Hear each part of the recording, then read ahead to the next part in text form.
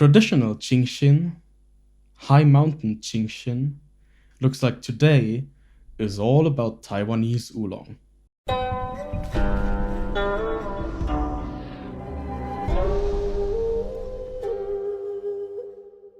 Hey everyone, this is Nannuoshan, I'm Sigi, and I am drinking some Taiwanese oolong today. We had a recent video where I drank some Taiwanese GABA oolong, and I am honestly almost going further out of my comfort zone by drinking today's tea, because we have some, at least what I would consider, pretty green oolong teas today. We have a Qing Xin from Mrs. Su, which is a new supplier for Taiwanese tea for Nannuoshan. She is entirely focused on Qing Xin, and she gave us some Qing Xin to try and to sell on our shop. We have the High Mountain one. Both, I think, are from the southern side of Shuishan Mountain in Taiwan. This one is grown at an altitude of 2,000 meters, so real proper high mountain oolong. This one is grown at an altitude of 1,300 meters, I think, so a bit lower, but it's also processed differently, hence the name traditional. So without knowing anything about these two teas, my expectations going in are going to be this one, as I think is typical with high mountain teas, is going to be quite like light, bright, fragrance forward. This traditional one might end up being a bit darker, maybe have a bit more weight to it, and hopefully it's also going to have a bit of a roast and roasty aromas as well. So without any further ado, I am here to compare these two teas today. I am honestly almost a complete novice when it comes to Taiwanese oolong, so I'm just going to go in, I'm going to tell you what I taste, and hopefully it's going to be interesting for both of us. Outside of what I mentioned just now, I really don't have any kind of expectations, assumptions going into this. I am a blank page, if you will. So yeah, these teas, both are ball rolled. So I'm gonna wait a little bit longer on the first steep before we get started. Let's see, maybe I can already smell something from the lid.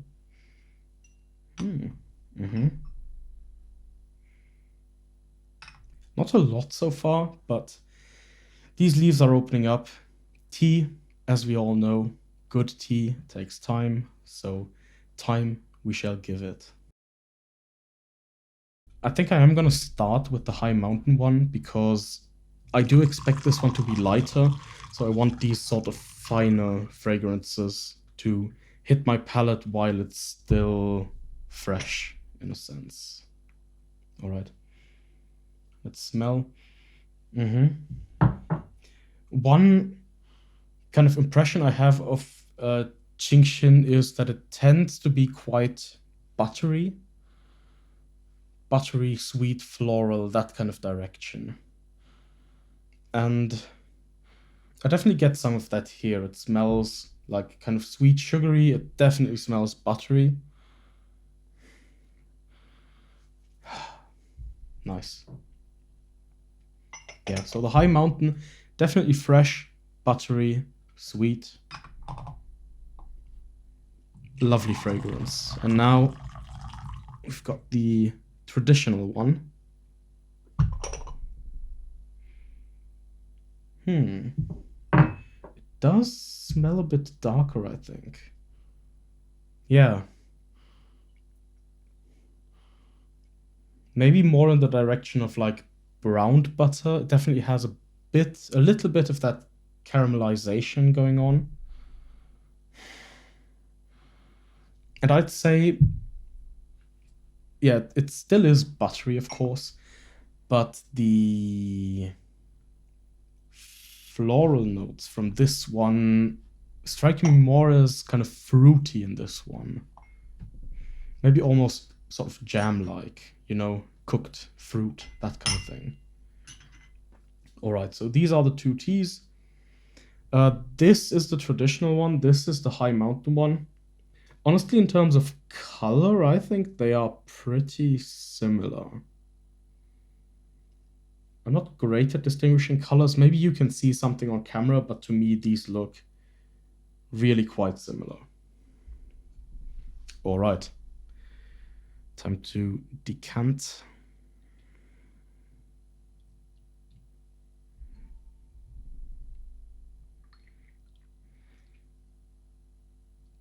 Let's see. I'm probably going to keep today's video a bit shorter. I just want to give you my first impressions of these two teas. Given that they've made it through the Nannuoshan selection process, I trust them to be good teas. So, if these speak to you, maybe even as somebody who, like me, doesn't know much about Taiwanese oolong, these could maybe serve as a good starting point. We're gonna kind of approach things from that sort of angle today. All right. I said I'm going to try the high mountain one first with the expected sort of higher, brighter, fresher fragrances. Let's see how it goes.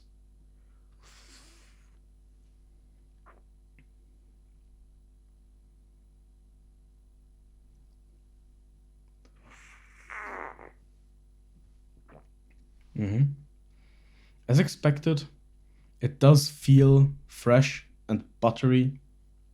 These are definitely my first two impressions that I get when I drink this tea. But it does also have a kind of comforting side to it. It's not too bright. It feels pleasant. Yeah. Nice first impression. Now let's see what the traditional Qing Xin is like in comparison.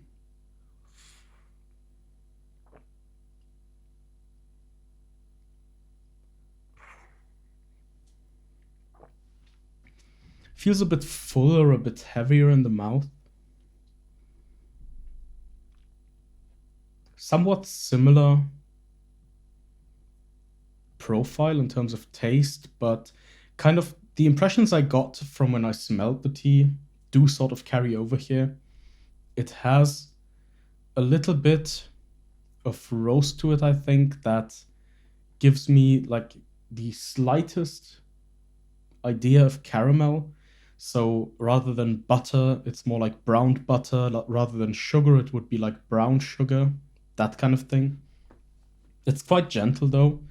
And overall, it, I think, has lost a bit of that kind of fresh feeling, but that has made way for even more sort of pleasantness and comfort. Right, I'm quickly reheating my water here. Then I'm gonna do a second steep, probably now with the leaves more unfurled, and see what I can get from that.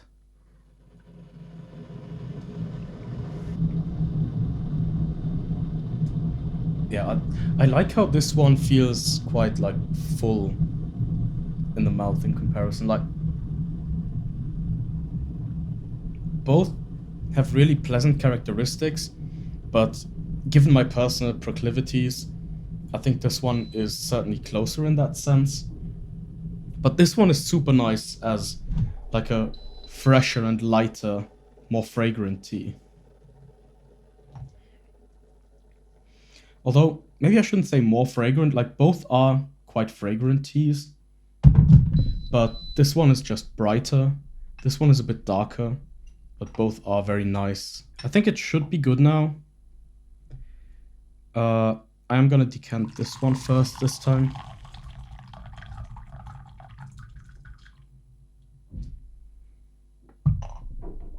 Okay, I think both of these steeps, I think, are gonna be more substantial now.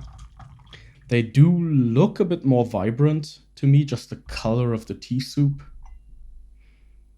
They still smell quite excellent. This one, still like fresh, maybe a little bit green.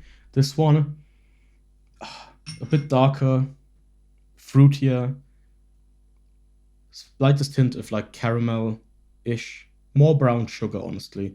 Brown sugar, browned butter, that kind of thing. Let's see, I think I'm gonna reverse the order this time to see how they hit me.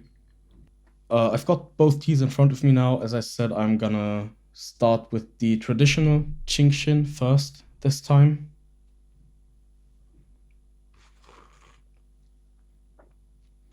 Yeah, this one has a pleasant mouth feel, a nice weight in the mouth now, but it's not heavy.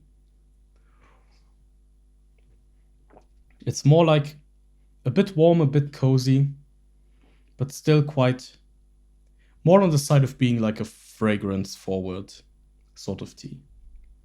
But maybe perhaps a bit more of an all-rounder, if that makes sense.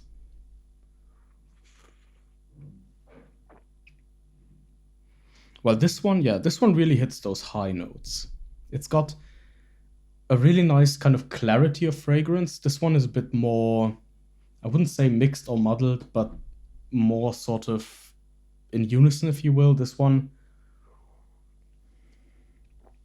has kind of a higher fragrance to it, and certain specific peaks that are easier to pick out, hence the notion of like clarity of fragrance.